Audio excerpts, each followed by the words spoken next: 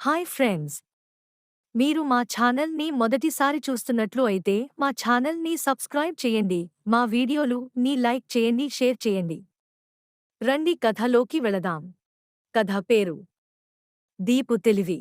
అనగనగా ఒక అందమైన అడవిలో దీపు అనే పక్షి, రాజు రాణి అనే మేకలు ఉండేవి. అవి మూడు మంచి స్నేహితులుగా ఉండేవి.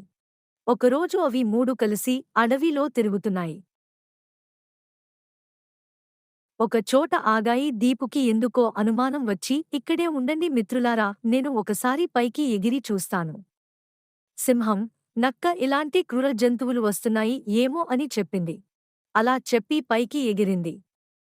దీపు దూరం నుంచి సింహం రావడం చూసింది. దీపు సింహంని చూసి వెంటనే వెనక్కి వెళ్ళిపోయింది. దీపు, మిత్రులారా, సింహం వస్తుంది పదండి అని అంది దీపు. రాజు రాణి సరే పదండి అని స్పీడ్గా అక్కడి నుండి వెళ్ళిపోయాయి.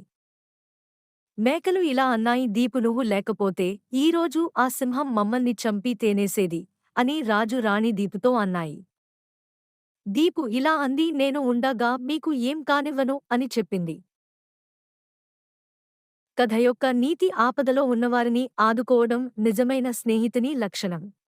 మా ఈ కథ మీకు నచ్చినట్లు అయితే మా ఛానల్ని సబ్స్క్రైబ్ చేయండి, మా వీడియోలు ని లైక్ చేయండి, మా వీడియోలు ని షేర్ చేయడం. మళ్ళీ మరొక కథతో మీ ముందుకి వస్తా. అంతవరకు సెలవా మరి. Bye friends.